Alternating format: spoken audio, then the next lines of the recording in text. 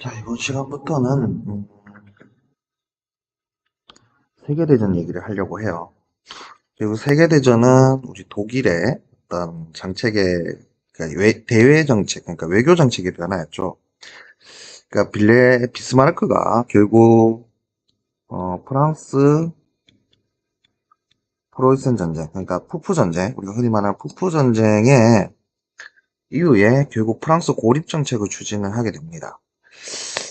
이거는 결국 오스트리아 헝가리 제국하고 삼국 동맹을 맺고 러시아하고 관계를 유지하면서 프랑스를 고립시키는 정책을 가게 되는 거죠.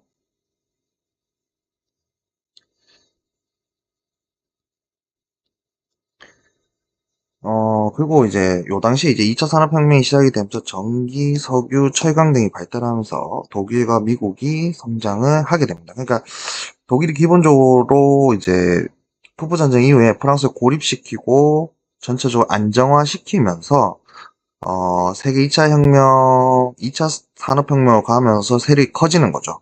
그래서 힘이 커지니까 이제 독일도 뭐를 갖고 싶은 거예요? 식민지를 갖고 싶은 거죠. 이 식민지를 갖고 싶고 또 한 가지는 2차 산업혁명이라는 게 결국 이제 석유가 중요한데 이 석유를 얻기 위해서는 또 식민지가 필요한 부분도 있습니다. 이런 부분들 때문에 이제 빌헬름 2세 때 대외 평창 정책으로 들어가게 되죠. 그래서 베를린, 비잔티움, 바그다드를 연구하는 3비 정책을 추진하게 되고요. 이거하고 이제 관련된 게 프랑스하고 이제 모로코 사건도 발생합니다. 1905년, 1911년. 그래서 사실 요때 전쟁이 나지 않겠냐. 요때 사실은 전쟁의 위기가 있었죠. 전쟁의 위기가 있었는데, 이것을 결국에는 이제 요거를 이제 극복하기 위한 대표적인 게 이제 헤이그에서, 네덜란드의 헤이그에서 이걸 이제 극복하기 위한 대표적인 것들이 헤이그, 이제 헤, 헤이그 만국 평화회의 같은 게 있는 거죠. 어, 이게 이제 또 뭐하고 충돌하냐면 그 영국의 이제 제국주의 정책, 카이로, 키예프, 콜카타. 네. 이 카이로, 키예프, 콜카타 3시 정책인데 결국 여러분 요거는 뭐하고 연관이 되는 거냐면요. 왜 이럴까요? 시 정책인데 이건 결국 뭐하고 연결이 되냐면 결국 인도 보호하기, 인도 보호하기 정책과 연결이 되죠. 인도 보호하기 정책과 연결이 되면서 영국 입장에서는 조금은 인도 보호하기 정책과 연결이 되는데 독일의 어떤 3비 정책이 인도 보호하기 정책에 좀 위협이 된다라고 생각하는 부분이 있어요. 그리고 빌헬름 2세 때 가서는 사실은 이제 프랑스 고립 정책이 아니라 식민지 넓히기 정책을 가니까 독일이 프랑스나 러시아에게 새로운 위협이 되게 되고 이렇게 되니까 결국에는 어, 프랑스와 러시아와 이제 뭐라 해야 될까요? 영국이 함께 이제 붙게 되는 상황이 발생합니다. 요 당시에 이제 우리 좀 상황을 좀 보면 1895년에 삼국 간섭이 있었고요. 이게 여기서 말하는 삼국 간섭 여러분 알 거예요. 음, 여기서 말하는 삼국 간섭은 그 시모노세키 조약 이후에 요동반도를 다시 그러니까 라오뚱반도를 다시 그 청나라에게 넘겨주라 했던 삼국 간섭이고요. 1905년에 너희 전쟁도 있죠. 그러면서 사실은 이제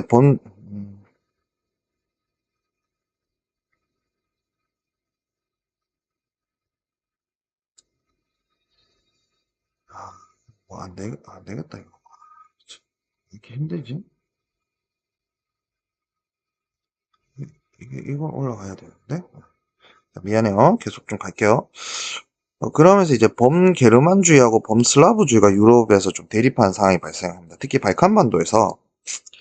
발칸반도에서 이제 탄지마트가 있었죠. 오스트리아에 탄지마트가 있었고, 이 탄지마트 이후에 청년 투르크당의 혁명이 있었고, 그 이후에 이제 발칸반도에서 민족주의가 일어나면서 발칸반도의 많은 국가들이 이제 독립을 하게 되는데, 그 과정에서 이제 여러 가지의 불안 요소들이 있었어요. 근데 요때 이제 독일하고 오스트리아 헝가리 제국은 이제 범게르만주의를 내세웠고요. 러시아하고 세르비아는 범슬라브주의를 내세웠습니다. 근데 이제 세르비아는 사실은 이 당시에 이제 내륙 국가여서 이제 해양으로 나가기 위해서 중요한 게 이제 보스니아 헤르체고비나 지역인데 이 지역을 헝가리 오스트리아 제국이 차지하게 돼요. 그렇게 되니까 이제 여러 가지 좀 문제가 발생을 합니다.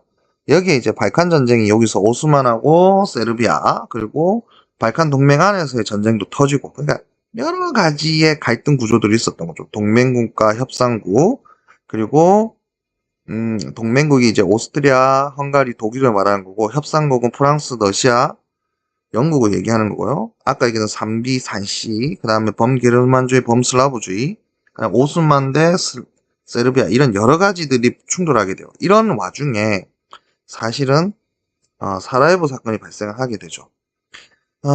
보스니아의 이제 사라예보를 방문한 그러니까 오스트리아 헝가리 제국의 황태자가 사실 세르비아 청년에게 이제 총을 맞게 되는 상황이 발생을 하는 거죠. 그러면서 오스트리아 헝가리 제국에게 제국이 이제 선전포고를 하게 되고요. 그러면서 오스트리아 헝가리 제국하고 독일이 이제 동맹국으로서 존재하게 되죠. 여기에 이제 오스만과 불가리아가 동맹국에 뒤에 들어갑니다. 협상은 영국, 프랑스, 러시아고요. 사실은 이탈리아가 협상국이었는데 미안해. 이탈리아 처음엔 동맹국이었는데 이제 전쟁이 터지자마자 협상국으로 붙게 되는 상황이 발생을 해요. 그러면서 이제 이 전쟁이 사실은 처음에는 오스트리아 헝가리아 제국 때 사실은 오스만 제국의 전쟁이었는데 이게 결국 독일 대 프랑스 전쟁. 그러니까 사실은 프로이센 프랑스 이 프로이센 프랑스 전쟁을 다시 영상케 하는 전쟁이 터진 거예요. 그래서 이제 독일이 프랑스를 진격하게 되는 벨기에를 침공하고 프랑스를 진격하게 되고요. 이 마른 전투와 솜 전투 같은 사실은 이게 이제 참호전인데요. 사실 이제 세계 2차 그 산업혁명에 미안해요. 산업혁명에 발전했던 인간들의 그 수많은 문명들이 사실 전쟁에 투영이 되면서 굉장히 큰 살상 무기가 되고 어마어마한 소모전이 발생했던 게 이 참호전이라고 생각을 하면 될 것 같아요, 사실은. 자, 그리고 그래서 사실 참호전에서 서로 한 발짝도 움직일 수 없는 상황이 발생을 합니다. 특히 이게 기관총, 기관총 같은 문제, 기관총에 의해서 사실은 기관총이 나왔는데 그 기관총을 잡는 방법에 대해서 여러 가지 고민 없이 자꾸 과거처럼 돌격전만 하려고 하고 그럼으로 인해서 여러 가지 문제들이 사실 생겨요. 이러면서 영국 해군이 이제 북해를 봉쇄하고 게 되고요. 독일은 이것을 이제 뚫어내기 위해서 무제한 잠수함 작전을 하게 됩니다. 그래서 이제 유스티니아호가 침몰되는 미국의 상선이었던 유스티니아호가 침몰하고요. 사실 미국이 또 흥분했던 거 멕시코하고 독일이 또 동맹을 추진을 해요. 이게 이제 침먼만 전보 사건인데 요 사건이 미국한테 굉장히 큰 타격이 돼요. 왜냐면 미국 입장에서는 멕시코와 독일을 동맹을 맺어서 미국 남부가 위협에 처하면 사실 미국 본토가 위험한 상황이잖아요. 그래서 미국이 참전하게 되는데 그래서 사실 협상국한테 유리한 상황이 발생한 건 맞는데 또 러시아에서 혁명이 발생을 합니다. 그래서 러시아는 또 독일하고 단독 강화를 맺어요. 그래서 브레스트 리토퍼스크 조약이라고 해서 굉장히 중요한 조약인데 이 조약을 맺어서 빠져나가요. 빠져나가면서 전쟁이 어떻게 될지를 모르는 상황으로 가게 되는데 일단은 불가리아하고 오스만하고 오스트리아 헝가리 제국이 항복을 하게 되고요. 그리고 그러니까 이게 미국이 참전하면서 독일이 좀 힘든 부분도 있고 독일도 계속 이 전쟁을 유지하기가 좀 힘든 부분이 있었고요. 그래서 결국에는 수병들이 반란을 일으키고 빌레님 2세는 망명을 하고요. 공화국을 선포하면서 휴전 조약을 맺게 되죠. 1918년 11월 사실은 11일입니다. 빼빼로데이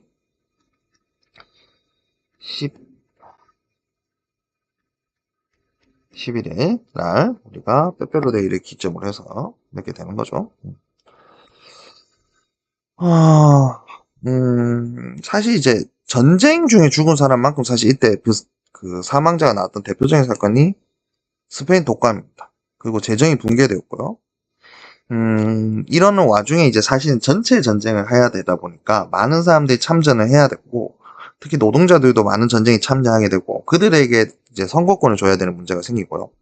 이제 바이마르 공화국도 등장을 하게 되죠. 총력전이었습니다. 모든 걸 다 쏟아부어서 전쟁을 해야 됐고요.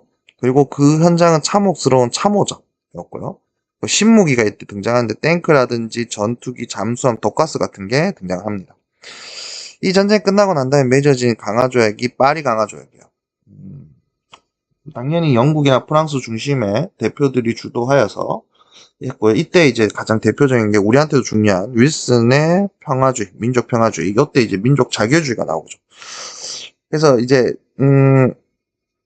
주요 내용은 이제 전승국의 이익과 패전국에 대한 응징으로 이제 응징을 강하게 적용하는 것으로 적용하는 것으로 진행이 됐죠. 이렇게 되니까 전성군과 독일 간에 이제 체결된 게 그 유명한 이제 베르사유 조약이고요. 독일은 식민지를 상실하고요. 의무병제도 폐지를 하고 알자스 로렌 지방을 프랑스에게 줍니다. 이 알자스 로렌 지방이 푸프 전쟁이에요. 프랑스 프로이센 전쟁 때 사실은 독일이 가져갔던 걸 다시 이때 프랑스한테 넘겨주게 되고요. 군비도 축소하게 되고 배상금도 지불하게 됩니다. 그래서 이때 형성된 게 베르사유 체제고요. 독일은 이 배상금 때문에 상당한 경제적 위기를 경험하게 돼요. 이게 결국 2차 세계대전의 또 다른 원인이 되기도 하죠. 사실은 만국평화회의 때부터 이 국제연맹 창설에 대한 얘기가 있었고요. 지금 국제연합이죠. 요때 국제연맹이 유시고, 그래서 요게 이제 1차 세계대전 이후에 얘기가 나오면서 국제평화회의의 협력에 의한 기구로서 이제 형성이 되는 거죠. 근데 문제는 이제 미국이 불참을 하고요. 독일하고 소련은 요때 제외가 되는 문제가 있었습니다. 이후에 이제 독일은 26년, 소련은 34년에 가입을 하게 됩니다. 그리고 이제 군사적 제재 수단을 미비했고, 이외에 뭐 일본, 독일, 이탈리아가 탈퇴하는 문제가 발생하죠. 특히 일본은 나중에 그 만주사변 이후에 사실은 요걸 이제 탈퇴하게 되는 문제가 있고요. 평화를 위한 노력으로는 대표적으로 이제 워싱턴, 그리고 노카르노 조약, 그 다음에 뭐 런던 회의 등에서 군비 축소가 논의되는데, 이 워싱턴 회의는 뒤에 가서 한 번 더 얘기할 건데, 세계 1차 대전 끝나고 난 다음에 그 세계 1차 대전 전까지만 해도 아시아에서 굉장히 중요한 건 사실은 영일 동맹이었어요. 우리하고도 관련 있는 이 영일 동맹 체제를 유지하는 게 굉장히 중요한 문제였는데, 워싱턴 회의에 들어가면서 영일 동맹이 해체가 되고 사실상 미국 중심의 아시아 질서가 성립되는 과정에서 미국과 일본의 갈등이 본격화되기 시작하는 게 이 영일 동맹이에요. 그래서 이제 군비 축소 내용이 있고요. 중국의 영토 주권과 영토 보존 문제가 있는데, 여기서 이제 사실은 이제 뒤에 가서 이제 중국 얘기할 때 얘기할 건데, 중국하고 일본하고 간에 세계 1차 대전 끝나고 난 다음에 산둥만도 문제를 두고 이권 다툼이 조금 있어요.